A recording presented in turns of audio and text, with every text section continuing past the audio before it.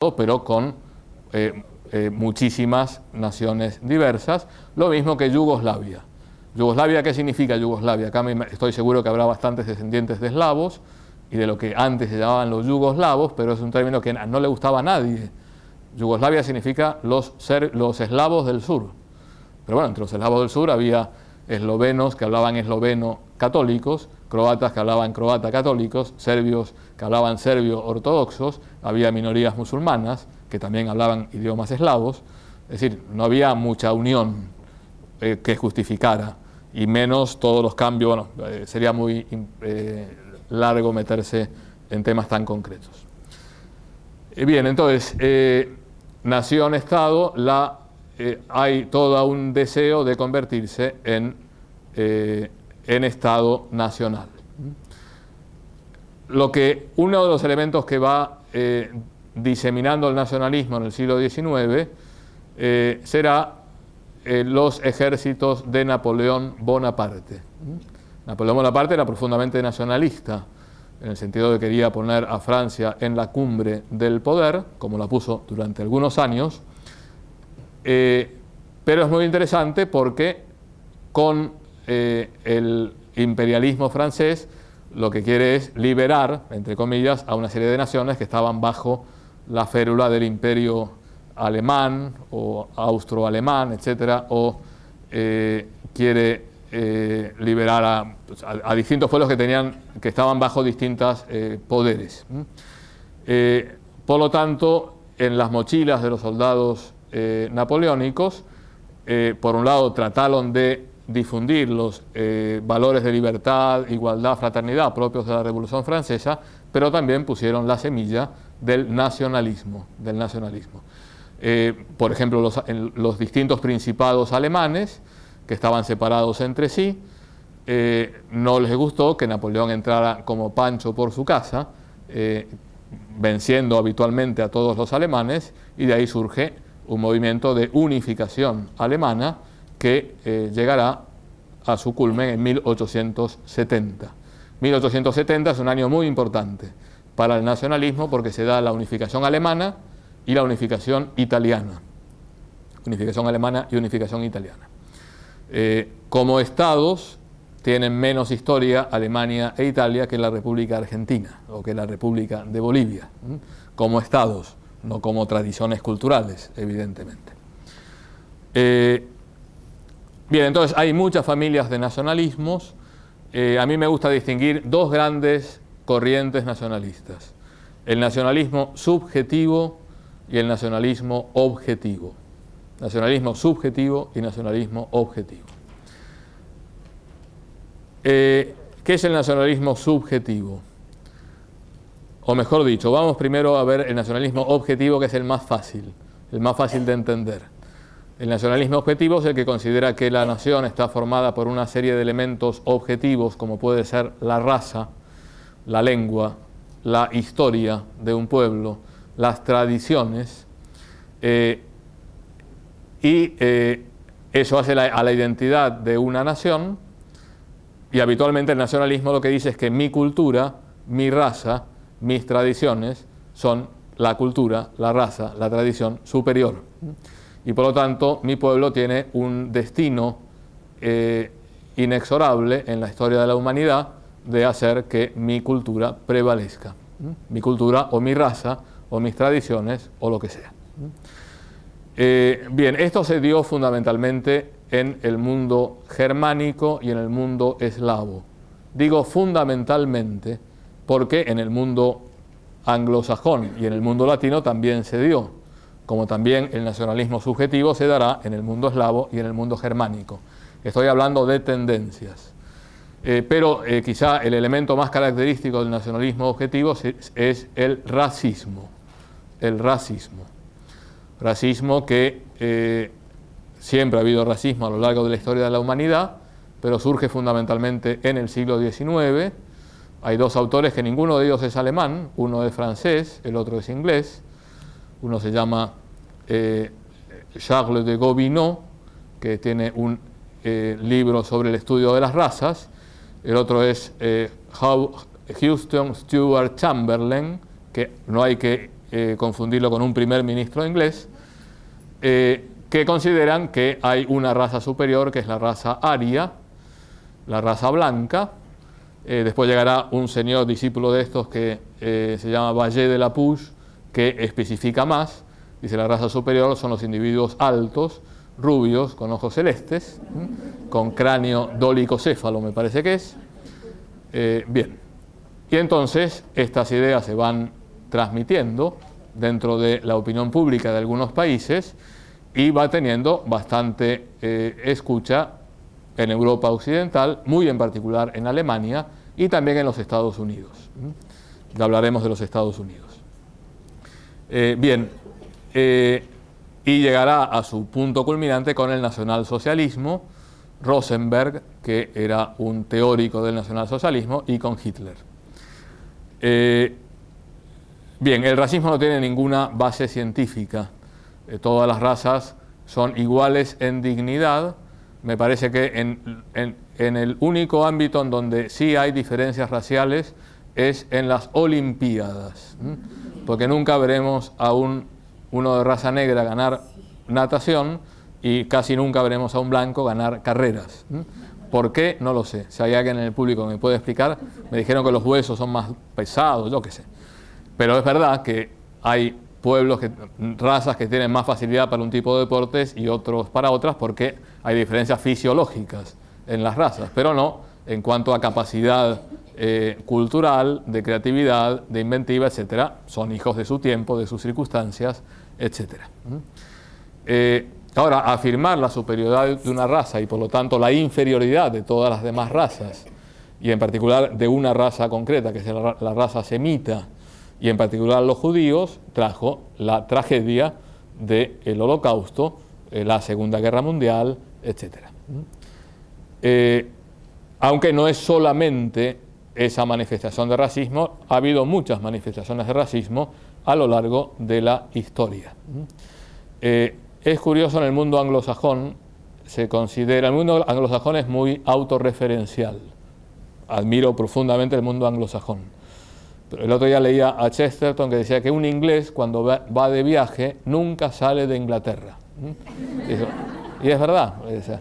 Dickens, cuando estaba en Italia, escribió los cuentos de Navidad. No hay nada más inglés que los cuentos de Navidad de Dickens, y los escribió en Génova, que no tiene nada que ver con Inglaterra. Entonces, en el mundo anglosajón se considera que la conquista más brutal de la historia de la humanidad es la conquista española de los países latinoamericanos. Yo no niego que haya habido una crueldad y barbaries tremendas en la conquista española, como en todo episodio de conquista. Me parece que menos que en otros. Pero uno puede venir a nuestros países y verá a millones y millones de personas de raza india, y uno va a Estados Unidos y tiene que encontrarlos en las reservas indias. Ahí ha habido un proceso de exterminio, pero eso no se dan cuenta muchos. Dicen: pobres ustedes que fueron colonizados por los españoles, porque si hubieran sido colonizados por los ingleses, digo, la mayoría no existiríamos, seguramente estaríamos en otro lado. Bien, pero hay racismo profundo. En África me parece que es el continente más racista en el sentido de estos odios tribales. O sea, la aniquilación entre tutsis y hutus es un racismo tan malo como el de Hitler. Y ahí hay que preguntarse cómo fue la evangelización, porque eran dos países con bastante población cristiana, e incluso hubo personas de la iglesia que participaron en esas masacres, que por encima de la identidad cristiana, de que todos somos hijos del mismo Dios, estaba el ser tutsi o el ser hutu. Bien, por eso me parece que en América Latina, ya que hay tantas cosas malas en América Latina, digamos cosas buenas, muy positivas, es el menos racista, me parece, de las áreas culturales. En países como el nuestro, además, son países muy abiertos, porque todos nosotros descendemos de gente que vino de todos lados del mundo, y no hay una gran problemática racial, me parece. Soy optimista por naturaleza, hay prejuicios, dificultades, etcétera, pero nada que ver con las tremendas cosas que han sucedido en los demás continentes. siempre digo, en los demás continentes los muertos en los siglos XIX y XX se cuentan por millones, en América Latina por decenas de miles, que está muy mal, ojalá que no hubiera ni un muerto inocente, pero una cosa son decenas de miles, otra cosa son millones y millones de personas. Y muchas veces la idea de que estamos en el peor de los mundos posibles, América Latina no la salva nadie, yo no diría que es tan así, aunque hay muchas cosas que mejorar, evidentemente.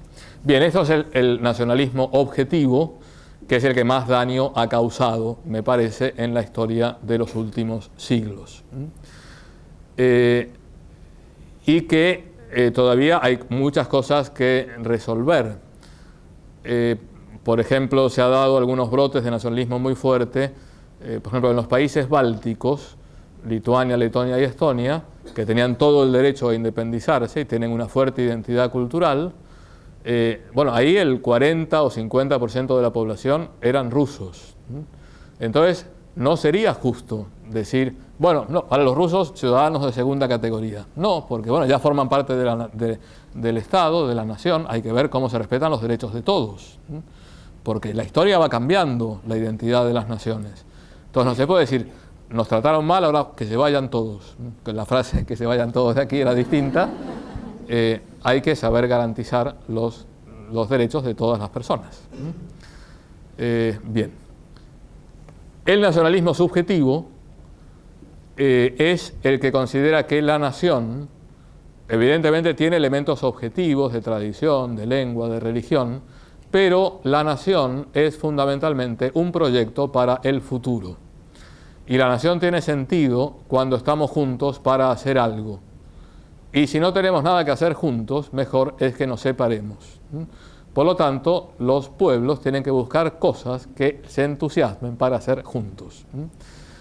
Hay un señor llamado Ernest Renan, que es un teólogo bastante heterodoxo, que escribió una vida de Jesús, donde quita todo elemento sobrenatural a los evangelios, pero que además dio una conferencia en la Sorbona, después de 1870, y que se llamaba, la conferencia llamada ¿Qué es una nación? ¿Qué es una nación? Entonces, 1870, ¿qué pasó en 1870? Es la unificación alemana que se proclama nada menos que en la Galería de los Espejos del Palacio de Versalles.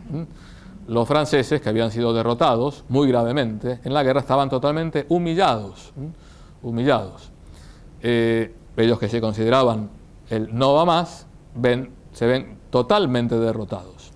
Entonces los ánimos estaban bastante bajos, fallaba la autoestima, y entonces viene este señor, Ernest Renan, que pronuncia esta conferencia. A ver si la encuentro. Yo creo que sí. Un minutito. Ok, entonces dice Ernest Renan.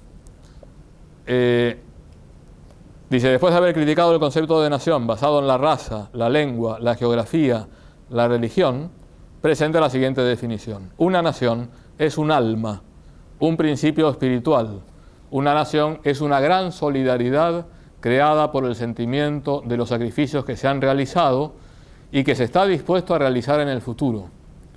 Supone un pasado, pero se retoma en el presente mediante un acto tangible, el consenso, el deseo claramente expresado de continuar la vida en común.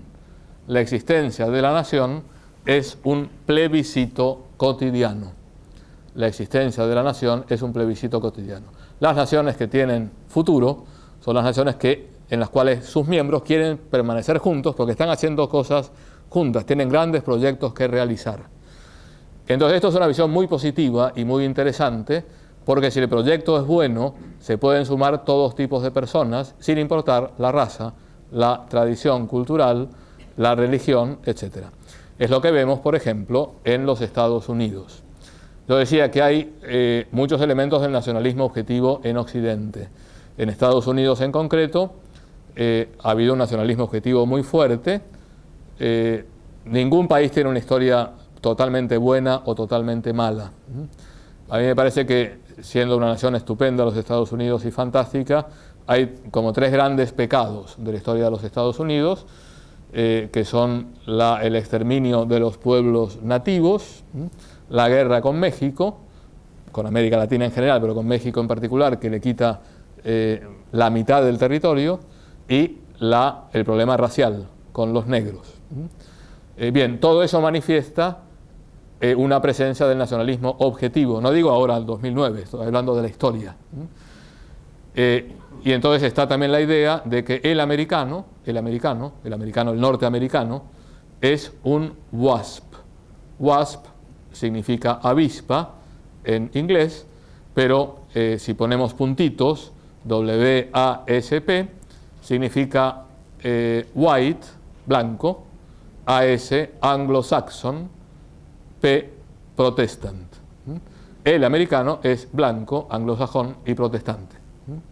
Con lo cual, si uno es blanco y protestante, pero no anglosajón, ya no es el típico americano. No digamos el italiano medio morochito, católico y no anglosajón. O el irlandés, que es blanco, anglosajón relativamente, celta, pero católico. Bien, entonces esos elementos son muy negativos.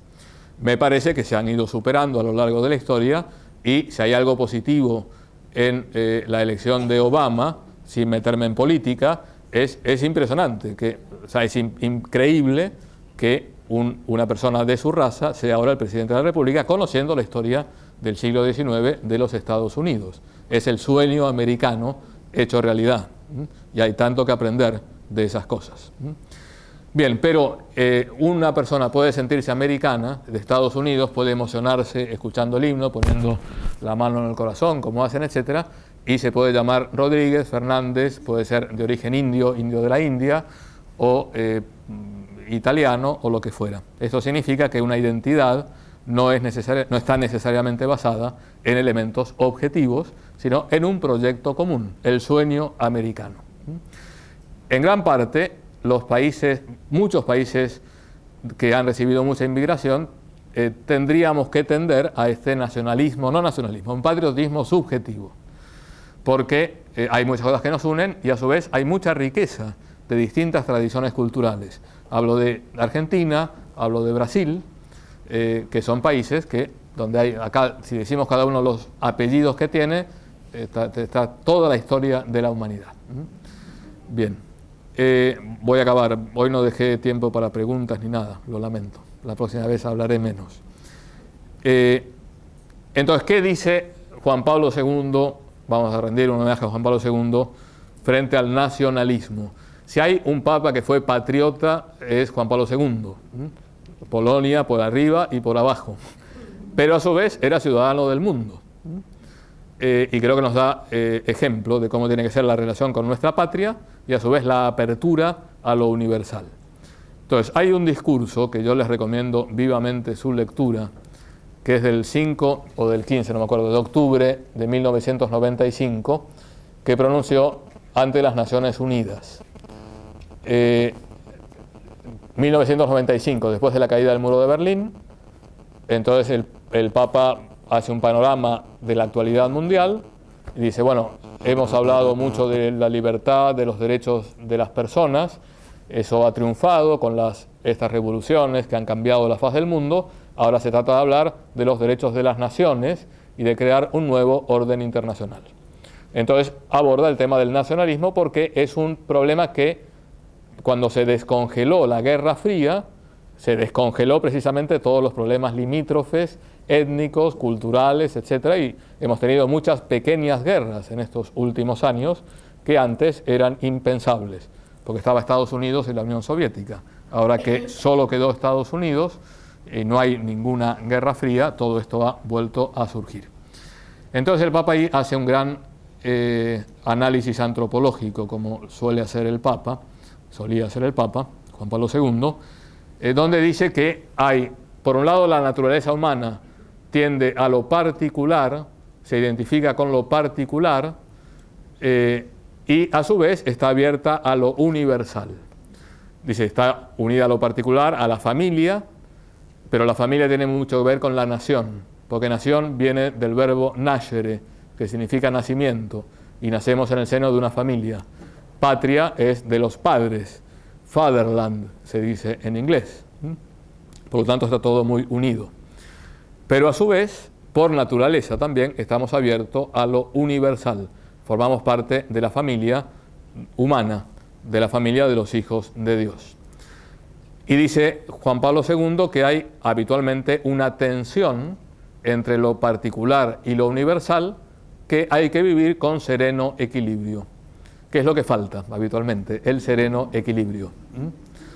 El sereno equilibrio es, por ejemplo, estar muy unido a mi patria, pero cuando mi patria, o cuando los gobernantes de mi patria, o cuando las actuaciones públicas de mi patria dañan los derechos de otras naciones, saber reconocerlo, porque no pasa nada, nos hemos equivocado, hemos estado muy mal, la nación o quien sea. Es querer que respeten nuestros derechos, pero también respetar los derechos de los demás. Es estar muy orgullosos de nuestra cultura, pero saber descubrir los valores de las culturas ajenas. Pero evidentemente la relación con nuestra patria es distinta que con la entera humanidad. Salimos de este auditorio y dicen, ha habido un terremoto en la India y se murieron 5.000 personas. Seguramente todos nos dolerá, dice, pobre gente, rezaremos los que somos cristianos por la gente. Dice, hoy ha habido un terremoto en Palermo y se murieron 5.000 personas. La reacción es muy distinta, no porque seamos unos malvados, sino porque es la naturaleza humana, es lógico, es natural.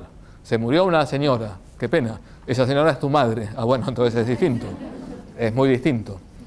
Entonces vivir con sereno equilibrio, pero con la apertura a lo universal. Y ahora sí acabo con una anécdota de Juan Pablo II. Cuando fue Juan Pablo II, el último viaje que hizo a la India, fue a visitar el mausoleo, el monumento a Mahatma Gandhi. No está ahí el cuerpo de Mahatma Gandhi porque fue incinerado y tirado al Ganges. ¿Esto lo conté o no? Bien, entonces estuvo ahí rezando, después había un libro de firmas y puso una frase, Juan Pablo II, que decía, una cultura que se cierra en sí misma es una cultura destinada a morir. Fueron los periodistas, leyeron la frase y dicen, esto es una crítica a Gandhi, esto es una crítica a la cultura india. Había habido problemas entre algunos teólogos indios que estaban tan identificados con su cultura que hacen que Cristo sea un intercesor más entre miles de millones, ¿no? Entonces había algún problemita. Y entonces, bueno,